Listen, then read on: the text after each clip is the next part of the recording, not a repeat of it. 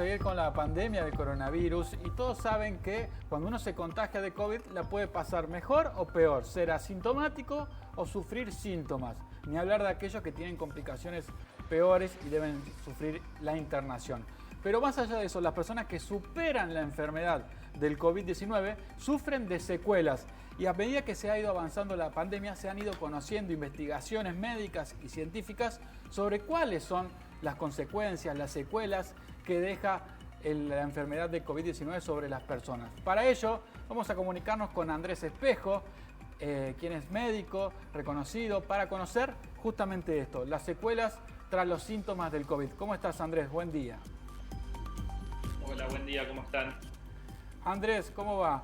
La verdad es que uno va conociendo, primero conocimos los síntomas del COVID, dolor de garganta, fiebre, pérdida del olfato, se fueron agregando distintos síntomas, pero ahora estamos en la etapa donde vamos conociendo las secuelas que deja la enfermedad. Exactamente, es así como decís vos, es algo que estamos conociendo, día a día vamos aprendiendo con el COVID y conociendo nuevas situaciones, nuevas presentaciones clínicas, y hoy en día estamos empezando a ver esto que son las secuelas que generan la enfermedad en aquellos pacientes que la tuvieron. Y obviamente estas secuelas están dependiendo mucho con respecto al tipo de cuadro que tuvo el paciente, aquellos pacientes con enfermedad leve hasta aquellos pacientes con enfermedades un poco más severas, pueden tener alguna secuela a mediano y largo plazo que pueden depender del cuadro agudo que tuvieron o ser independiente del mismo. ¿Y cuáles serían, Andrés, eso? Hoy en día, dentro de los cuadros que más frecuentemente manifiestan los pacientes, encontramos la fatiga o el cansancio generalizado. Algunos pacientes también manifiestan alguna dificultad para respirar o esa sensación de que les cuesta llenar los pulmones de aire.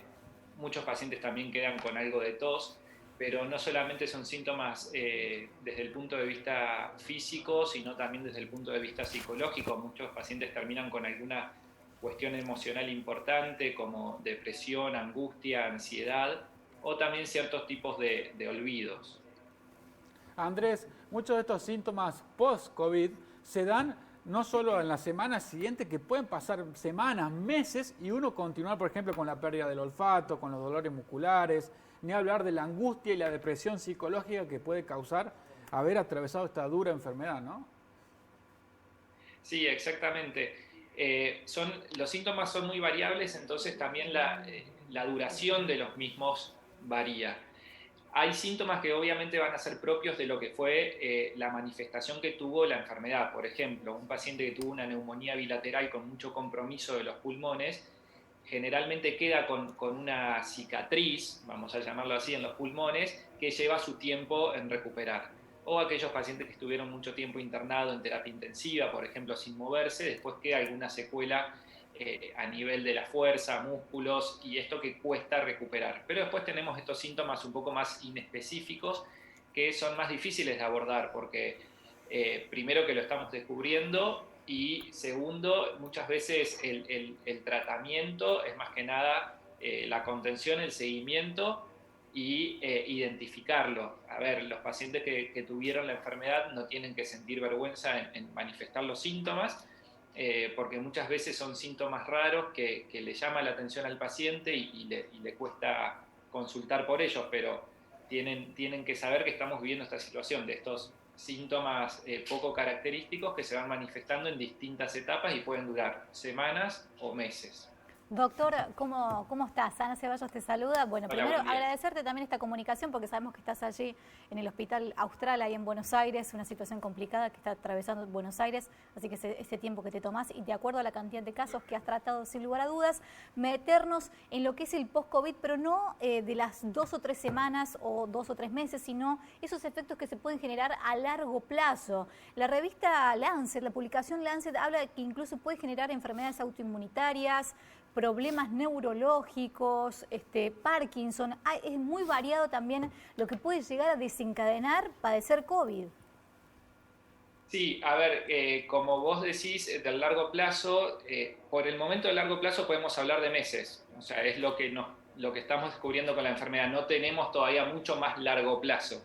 Entonces, también tenemos que esperar que pase un poco más de tiempo y mirar hacia atrás para ver qué cosas se van a ir presentando.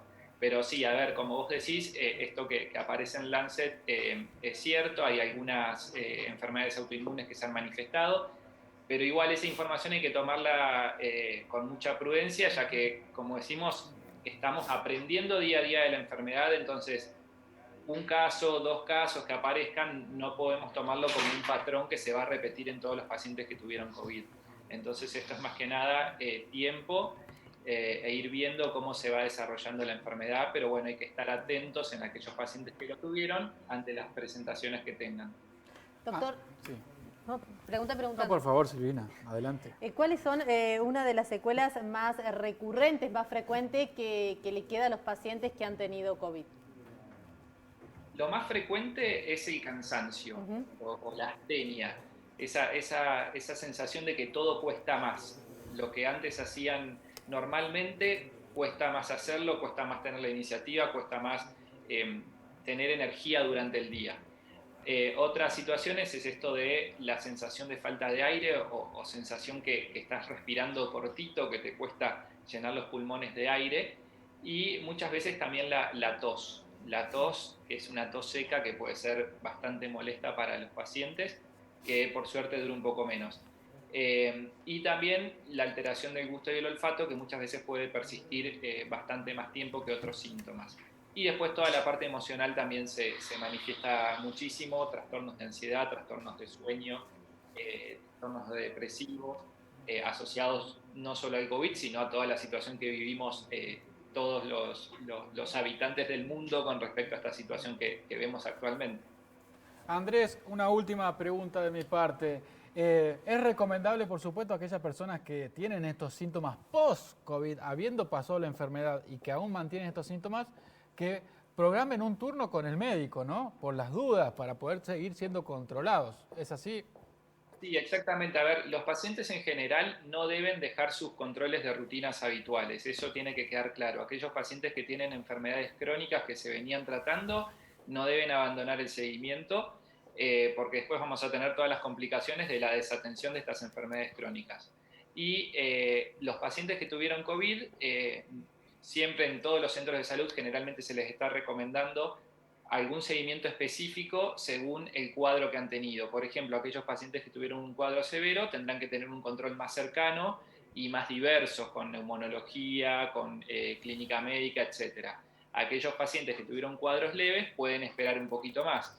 Pero no hay que abandonar los controles, hacer los controles médicos habituales. Hoy en día hay muchas clínicas y centros de salud que también están ofreciendo controles post-COVID más focalizados también en el cuadro que haya tenido cada paciente, y eso es importante. O sea, no hacerse estudios por hacerse, sino estudios que sean específicos para el paciente por sus antecedentes y el cuadro clínico que haya tenido.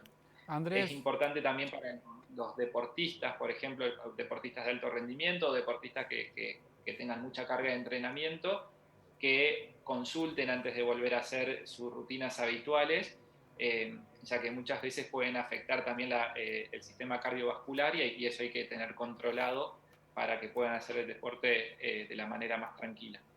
Andrés, te agradecemos esta comunicación con Crónica Matinal. Que tengas buena jornada. Gracias a ustedes por el contacto. Hasta luego.